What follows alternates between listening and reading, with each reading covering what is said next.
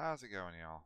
So, the Dallas Materia Cup was this weekend, and unfortunately, I didn't make top cut as I already posted. If anybody's checks the community tab, I always post progress for how I do at tourneys. But I wanted to go over the list because I mean, the list is out in the open now; people know about it. But I wanted to go over what the deck list was, what the decisions I made, why I made them, and I might end up with a short tourney report at the end. So originally, there's a long story to this list, but I was really interested in Tori Kelly's list from the Kansas Materia Cup and the way it abused Realm extremely, extremely well. And I ended up talking with Tori. First of all, I play tested against him to see, because I didn't understand that deck just by looking at it. I didn't really get it until I played him, and I was like, okay, I see the concept behind the list, and it really shows that Realm is nuts. So then the question was, well, getting Atomos out of the deck with Realm was clearly really good. And I've noticed an issue with Mono Wind, where when you don't draw Atomos and Evray, the deck seems to fall apart. So I was like, I wanted to use Realm in a cast focus deck. And I started talking with Tori a little bit, and I said, like, I think this concept has potential because, you know, Realm is a one-card storm engine. Getting Evray Atomos out is objectively really good. And Sarah can search Althea. Sildra, we know, is one of the most broken cards in the game. So there had to be a pile of good cards that could be put together using Realm.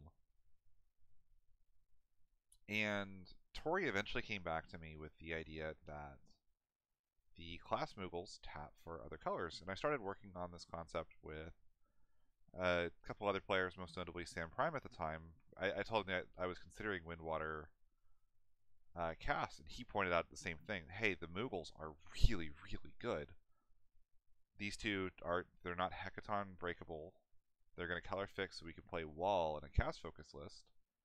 And he was the one that also pointed out that Moogle 11 would be extremely good. And it's one of those things, like, I've kind of known this card existed, but between it and Chokoma, I didn't realize how well they paired together. I always considered myself to be one of the better Fiona players in the world, as far as I could use Fiona to toolbox into the exact card I need. And Moogle 11 does something very similar. It allows me to toolbox into a one-out Shantota when I want to, or gets me into my storm payloads like Luso and Rosa, or an engine piece when I need that engine piece. It's just very, very, very good. So I ended up with the list that you see in front of you, which is just a pile of good cards. There's no card in this list that doesn't feel extremely powerful, except I guess maybe the one drop Yuffie, but she's kind of necessary. So again, the goal was to play Sildra and Realm in a cast focus list. Unfortunately, we're a little light on water cards. A lot of the time, my first water card is going to be a Warrior of Light that I discard to play a Sarah. It's not ideal, just kind of is what it is. I'll show why that is in a second. Wind Water for multi-elements really kind of got the short end of the stick. Require multi-element and exclude unselected. So if we go here, this Tidus and Yuna is not a card. I mean, I guess it's a 2 CP 8K, but we're never playing this, right? So then we go here. Yuna requires category 10s. All we have are the Evray, the Lulu. It's not really a viable option for us, right? So that one got thrown out pretty quickly. Hilda is just not a card that I see myself ever really experimenting with. And Scott's off color, sort of. I guess I could technically cast him. And there's no category 2 synergy. Pain is also category 10 reliant. You have to be playing category 10 characters. I don't want to. Zidane conflicts with one of the win cons of the deck and is worse. Vaughn is archetype locked to Sky Pirates, which is not bad. Getting like a Philo out of the deck isn't bad, but it's really expensive for that. I mean, even like reactivating the backups, it's not enabling a Storm Payload because I have to use backups to play him. And then lastly, Aerith is good, but what am I doing with Aerith? Surely there are better cards I could be playing, right, than just repeat one entry effect, right, for 2 CP, especially when water is going to probably be a little bit of a premium for my backups. So all of the multi-elements except for Warrior of Light got thrown out of the deck. It was very, very early. I didn't want to play Brother for Una Synergy, and none of the other cards made sense. The other reason I wanted to play this is because of the ability to do the Lulu Alexander stuff. And this list evolved to be something very, very different than what I anticipated it being from testing.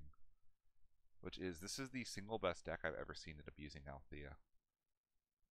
Like, Althea, a lot of time, her best value is how she can be used reactively, and I wanted that because this deck's goal was to beat Mono Water and Chaos Arc and have about a 50% win rate against other Warrior of Light decks. I knew I was going to kind of punt the 13 matchup a little bit. Like, Lightning and Yuffie give me a chance, but like I'd probably have to win the die roll and get a little lucky. Spoiler, I had very bad die rolls all weekend, and my first matchup was 13. And I did not get lucky. And I felt like I had good game against almost every other deck that I could play against, right?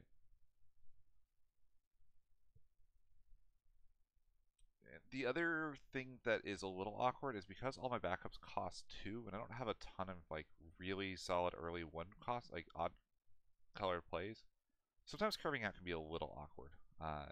Like a lot of times you want to get like 2 backups down your first turn and then play a third on the next is usually like the quote-unquote perfect play pattern. But like even Althea is awkward because she's a 3 cost backup that doesn't actually cost 3 because she refunds 1, but refunding 1 doesn't help the list very often. Like you have to have 4 backups to do that, and then playing even cost things. The backup curving can be a little strange sometimes. So the card by card, the backups, I have the 3 Sarah, the 2 class 4th, all this is Sildra searchable. Sarah's goal is to find Althea, but if we already have the Althea down, Ashe is an alternative search target. She never really came up, like she's been played in the deck before, but for the most part she's kind of an alternate Storm enabler that just so happens to be a princess. So if I want to get a forward, I can. We have our Moogles, 3 copies of Moogle 11, which is our wind backup of choice. 2 copies of class 8th and 2 copies of class 4th. Because these are so searchable with Chocomog and Sildra, and even Retrieve, I always want to call this Fetch. I guess it's just never going to happen. But I felt pretty confident that 2 of these was enough. That actually almost was a problem this weekend. I had one point where somebody Unade one to hand and then played Zidane and could have ripped the class 8th out, and I might have been completely color locked out of Earth without the Shantoto at that point. Lastly, the Shantoto gives me the one thing that I feel like every win deck kind of wants, which is just the ability to say, you're getting a little bit too aggro early. I want to reset the game and kind of over punish, because people's natural tendency when they start seeing stuff like Tomos and Evray and Althea is they're going to start to go really aggressive. And Shantoto, despite the fact that she is very, very bad if your opponent is playing any sort of chaos, she does the thing that she does is unmatched, which is kind of says, no, we're going to slow this down a little bit. And you also have the ability to go Althea Shantoto, which some decks just don't have viable ways to deal with consistently. The other target we do for Sildra quite a bit is actually the Realm. I only went with 2 copies because I only want to cast her once. And between the Sildra and Retrieve, it's not that hard to do. And the primary targets are Atomos and Evray. I considered running 2 of them, but the Echidna and Ochu are both really, really good as well, and it's nice to have access to these if I have to cast the second realm. In Ochu especially, there are times where Evray getting back 1 CP isn't actually enough, and you would trade the ability for long-term perpetual value off of the Ochu in exchange for Evray doing what Evray does. Or like saying like, I'll draw the Evray later. I really need 1 extra CP to make this curve much more normal. But Evray is really, really critical because of how well it interacts with Althea and Warrior of Light, really. One nice thing about this list, because of the Atomos and Evray, it's very hard to lock me out of my backups and keep me from playing Warrior of Light by dull freezing things, which was something that I was really looking for with this list. For the summons, I guess is probably the next part to go over. We have the 3 Sildra, the 3 Chocomog. Chocomog being an EX was nice. It's the only EX burst in the list. I was not planning on hitting EXs. I was planning on quickly scaling and then outvaluing my opponent. So it was very nice when this did show up as an EX burst. 2 Azura, 2 Chocobo, 1 Alexander.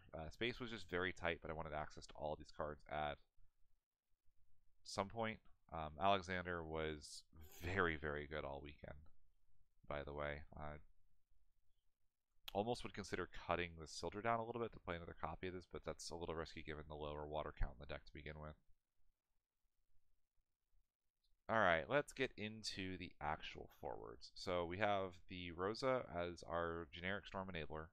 If you've never had Evray, Atomos, and Rosa on field, you feel like an absolute god at that point. Still maybe one of my favorite cards in the game. I always say Fiona, but this Rosa's maybe up there too. She's just so good and so interesting in what she enables. For other kind of Storm payload cards, this Sedaine did work all weekend. Lulu is still extremely powerful. Luso is much better in this list than almost any wind list I've ever played. But even so, at 2 copies, I never really felt like I was struggling to find him when I need him thanks to Moogle 11. We have Lightning, which is removal, but also not a bad card just in general. It wasn't uncommon for me to Althea back both Warrior of Light and Lightning, and then play the Lightning before playing the Warrior of Light. But because we were so efficient at getting our own cards off the field, Lightning oftentimes just says remove a forward from the game, and she did that a lot for me, which was really, really helpful. Yuffie was another anti-aggro card, but pairs very well with Warrior of Light as well. Gives you kind of a free 5k ping every turn. We already mentioned Ashe is just a princess target for Sarah, but still good enough on her own to be worth including. And lastly, we went with 1 copy of Fusoya. This is kind of like a third Lulu, but it does discard for water CP and does a lot more. At one point in testing, this was a 3-cost Rydia, and I found I was decking myself out too often, actually, so he ended up coming in over her just because it was a little bit... I felt like I was less likely for him to end up decking me out, and I also thought he was better for helping close out games than the Rydia ended up being. Rydia Show Chocomog Sildra is admittedly very good, though. So, something I kind of want to start doing. If you've never done it before, you can go to the play this deck option in FF decks to kind of give yourself a chance to play, literally play through the deck. Let's try to get this in a spot where I can see the buttons. There we go. So let's kind of play through a couple test hands, and I'll kind of show you how this deck actually plays. I can tell you right away this hand is a mulligan. Okay, so first things first, we need to get our only backup down. So we're going to get one of our water cards gone for the class 4th. It's really not doing me any favors here. Probably the Alexander and maybe the Ochu for the Yuffie here. It's not really what you want to be doing. There we go. Realm. Let's get rid of the Azura. And I'll say the Shantoto, but I'm not a huge fan of that there. We're going to go get ourselves the Atomos and Evray out of the deck. And we're going to start simply drawing cards. There we go.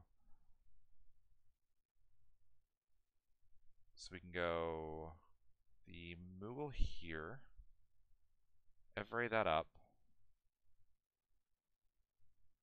cast Echidna. Echidna then activates the 2 off of the Atomos. Let's get back from the break zone. It doesn't matter too much. We'll just get back the Chocobo. And then on our opponent's turn, We'll go ahead and use the Sildra and get ourselves the Sarah. And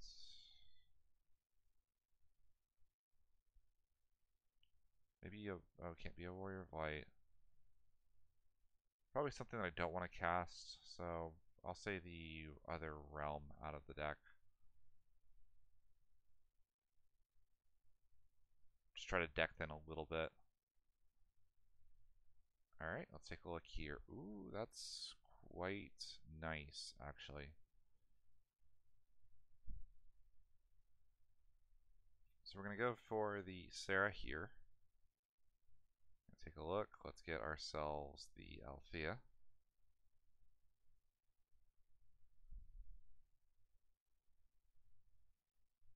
I think we can get all these down this turn. Go Evray, the Moogle.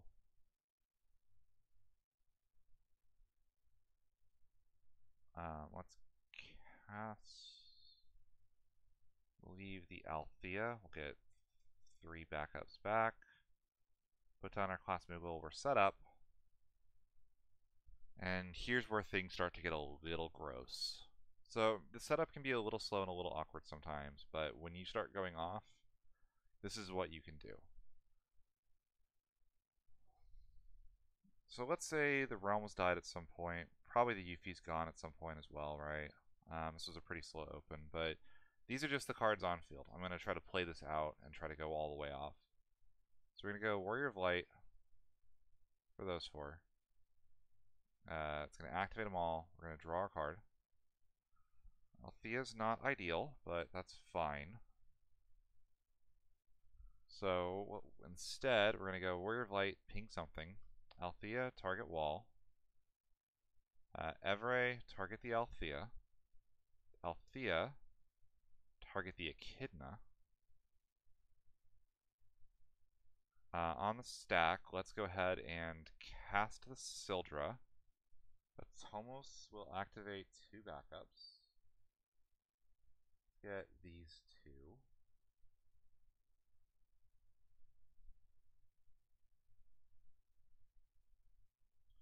And then let's Althea back the Evray because we do it. So now, watch this. Boop, boop, boop, boop. All back to hand right away. So we can go replay that Althea.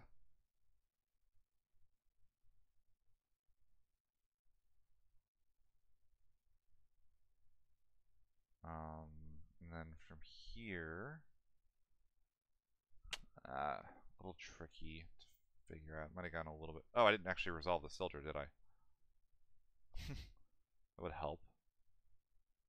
Sildra can get a copy of Sarah and a copy of Fusoya. I think is probably fine here.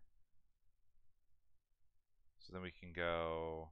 So the Althea's in, activates this. So now I can go Titbits the Sarah for the Echidna. Get back our copy of Azura. Go ahead and cast the Azura. Activate all those backups. Let's go ahead and plop the Evray down. And let's play the wall. Activate all backups. Shuffle and draw. And then here we have an option between Fusoya and Yuffie.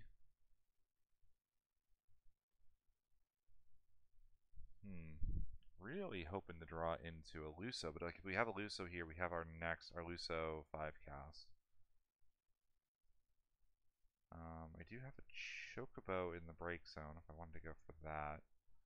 Probably here I would just go for the Fusoya for 5. Bounce something my opponent controls, get back the Chocobo, seems pretty decent here. Azura's not bad either, to be honest. I can get back the Azura. So I still haven't used the Evray. Let's draw a card. Second Yuffie. Okay. We can use the Evray to activate the Moogle 11. And now we have Azura to double Warrior of Light ping or activate our backups if we wanted to play the Yuffie down. But yeah, you could really see just how much we can abuse Althea by continually finding ways to reactivate, by casting summons that just do little things on the stack, things like Chocomog or Azura. Just a blatantly broken card. Let's go through one more time, kind of show some of the basic combo lines, and these hands are just not it. Alright, first turn, let's take a look. Probably with this hand we go Warrior of Light, get our class Moogle down. So right here, I probably get the Yuffie out like this, which preserves the ability to Doom defensively if I need to.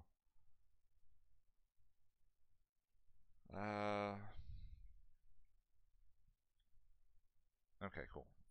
We have found more backups. So there. So here we can Chocomog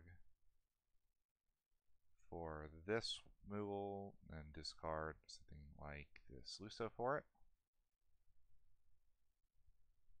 And so now we have the ability to go here for retrieve. We can get ourselves the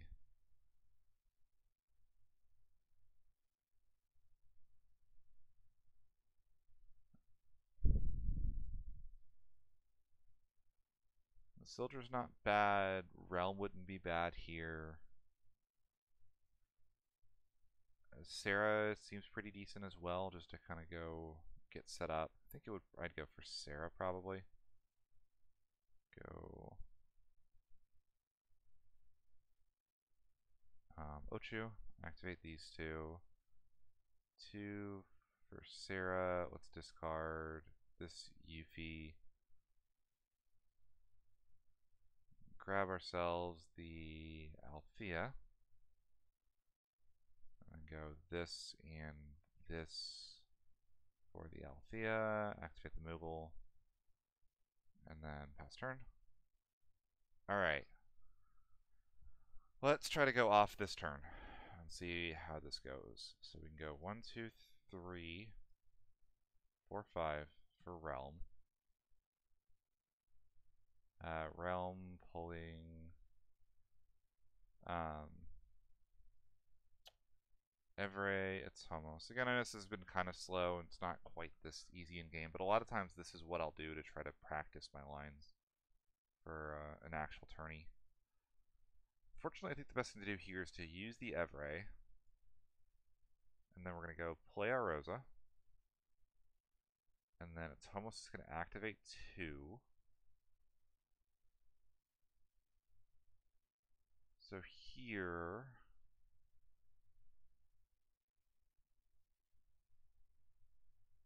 let's go for these two. So I can go Azura here. Rosa's going to try to activate.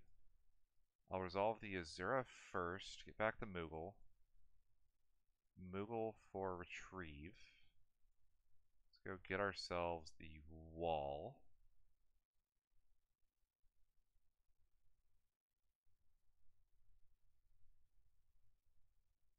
Out of the deck. And then Althea, activate all, or we're going to activate all of our backups with the Rosa. Let's drop the wall. Draw a card. Not really what I'm looking for. Let's go Chocobo the wall here. Rosa reveal, it's Sarah. So I know I'm going to draw that with the Warrior of Light. A little less than ideal. And play the Warrior of Light. Draw the Sarah. Althea, Warrior of Light.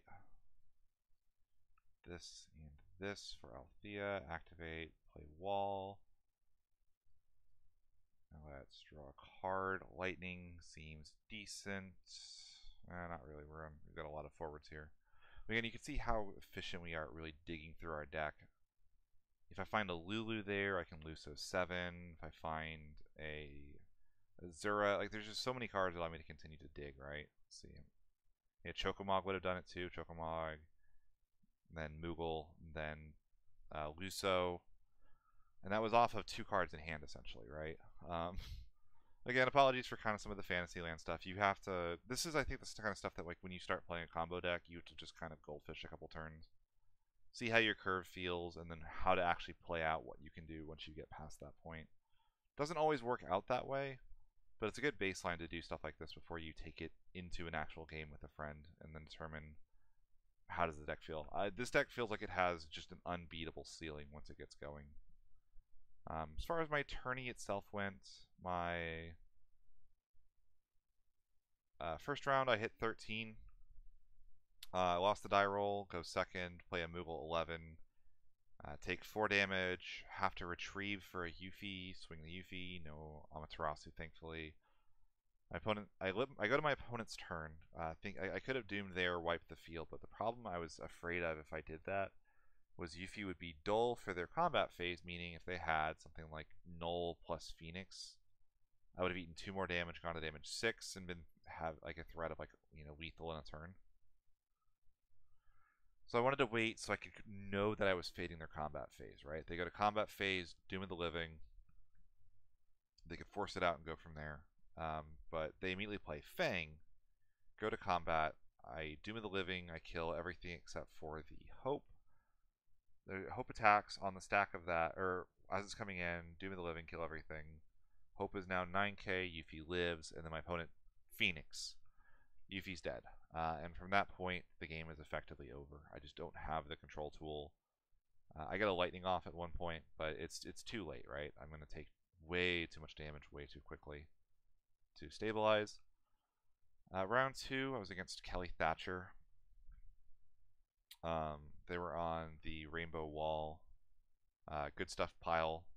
Lost the die roll again, and they opened just absolutely insane. Like, and I had like a decent curve out actually in that game, but I didn't draw well on the turns that I had to go all in to try to like keep up with what my opponent was putting out for pressure. I drew like Azura after I had my break zone removed and a dead backup or something. It was just like, oh, okay. So then had to go to round 3, played against Ninjas. At this point, I was feeling kind of terrible. I was like, oh man, my deck is just not performing, and I'm not winning my games. Why did I take this deck? If I take Iridia, I have a chance, blah, blah, blah, blah, blah. Thankfully, that game went relatively easily. I got a Shantoto off and just kind of steamrolled. I felt really bad. I actually resolved Fusoya twice in one turn for 5 colors. This deck can do stupid stuff like that sometimes. Round 4 was against a good friend of mine. It was on Wind, Lightning, Chaos Arc. And it was an interesting match. He's got quite a bit of work to do. He's still relatively inexperienced, and he's got a lot of potential to get better, but this just wasn't his tourney. And once I got going, it was kind of funny. We had dueling Zidane stealing stuff, and he stole some just bonker stuff. I think it was Azura, Warrior of Light, Lightning, and one other really nice card. I think it was a Lulu he stole from me. I was like, jeez, could you steal better cards, please? But so it was pretty close, but I ended up walking with that one. Again, this deck was kind of designed to have a chance against Chaos Arc between the Altheas, the Chocobos. As long as I can hold one of those in hand, even if my opponent chaoses me, I can give them something, and then just if they ever try to Arc, Chocobo and Althea are cheaper than Arc is, so I feel pretty confident there. And I'm only really vulnerable to it because if you'll notice, everything is wind and water except for exactly Shantoto and Warrior of Light. Shantoto is meant to be a panic button. So at this point now, I'm 2-2, and I'm like, okay, I'm getting back towards the normal part of the the higher table numbers. Let's start. Let's keep it up. Iridia, Rainbow, good stuff. Was my next round, and probably the funniest interaction of the entire weekend happened there, which was I'm curving out kind of slowly. They started the normal curve with like that deck curve just feels so good when it gets going. It's like Sarah. I think now they're on like Althea plus the Sarah backup, and just crazy quick curve. Was looking really good for them. And at one point they go Warrior of Light into Fire Winds and Ain. And I tell people this a lot. I'm not personally scared of Fire Winds and Ain. I know that sounds crazy. I don't think the card is very good. Shocker, I know. To me, I look at my deck list and it's like, cool, you removed a card from my hand, but I'm going to draw into something that I think will be just as good, right? So my mindset about the card is that my deck has 50 good cards. If you rip one from my hand, but you give me one back, I'm going to draw into a card that's equally powerful. I don't fear 2CP Fire Winds and Ain, outside of if you get it in like turn 1. Anyways, that's neither here nor there. He plays it down, looks at my hand, and goes. You can just kind of see like his brain short-circuited for a moment. Like, what do I even remove? What am I playing against? I had like double Yuffie. I think I had a Chocomog. I drew into a Rosa that he ended up removing with the second swing, just like figuring he had to cut me off of the actual cast engine cards I had. But like you could just like tell he had no idea what he was looking at. And it ended up costing him quite a bit as the game went along. So I ended up kind of coming back in that one from behind. Again, I was just trying to survive long enough to get there, and then the other thing I remember from that game was Realm. My first turn, I opened with the Atomos in hand, and then I drew the Echidna for turn, so my Realms were not good that game. I had to just pitch her and hope to draw into Evray and Ochu naturally. I think I drew into Ochu and never drew into Evray naturally the whole tourney. Round 6 was against Mohammed on Rainbow Wall. Good stuff again. Easily my favorite match of the entire tourney. Like one of the best games of Final Fantasy I've ever played. First of all, Mohammed is an incredible opponent. One of the nicest people that I've like played with. Even stuff like oh my god, every time I played against him, it's just been an absolute joy. But sitting down to play that game, and we threw some just absolute haymakers back and forth. And by the end of it, probably the funniest thing was this was a turn where I did the triple Althea. So he had a fully powered up Porum with like 4 counters on it, Warrior of Light, Rosa, and I believe Fusoya sitting on field. And I have, at the time, I think I had just a Lightning on field. I did 2 Switch Kamadas with Lightning that game, which really ended up burning Mohammed quite a bit. But so this turn I go Warrior of Light, activate backups. He goes, okay, on the stack, Porum, choose Warrior of Light. And I go, okay, I don't like that. I go, okay, I'm going to tap the Warrior of Light. I'm going to ping the, I think he had Orin on field too. I'm going to ping the Orin. He kind of looks at it. He's not like super happy, but he goes, okay, sure, that's fine. Warrior of Light resolves, activates all the backups. I go, Althea, target Warrior of Light. He goes, because he didn't want me to just Althea the Warrior of Light back to hand, so he didn't want to ping it with his Warrior of Light. He goes, okay, Warrior of Light, target Warrior of Light. I go, Evray, target Althea. And he goes, Rosa, target Warrior of Light, activate, tries to ping one off again. I go, cast Chocomog. And then activate 2 backups. One of the backups was Althea. Althea, bounce to hand. And he goes, oh. And I go, I'm not done yet. Cast like Azura. Activate backups. On the stack, Althea, return Lightning to hand. He goes, oh. He's like, so you burned Porum, you burned his Warrior of Light. I got the Warrior of Light back to hand. I got the Lightning to hand.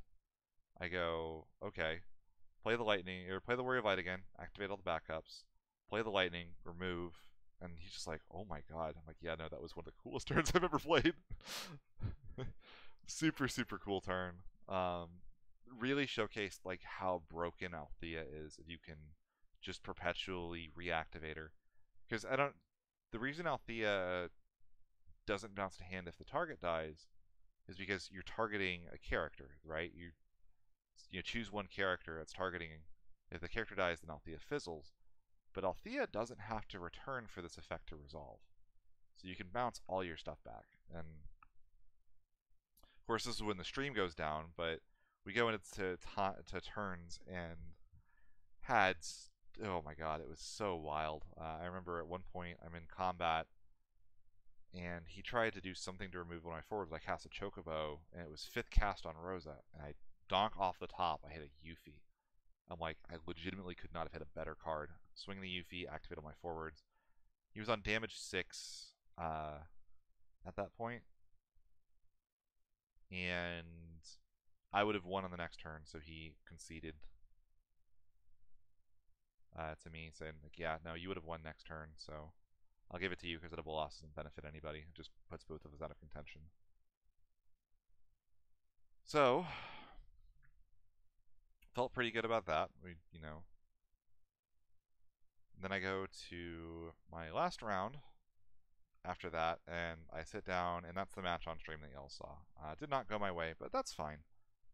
But all in all, I really think the deck did about what I wanted it to do. I mean, its losses were in a matchup that I think it has maybe a 25 to 30% chance to win. A matchup that I think it's slightly favored in, but losing the die roll doesn't help that at all. And just a weird matchup that I bricked my opener in.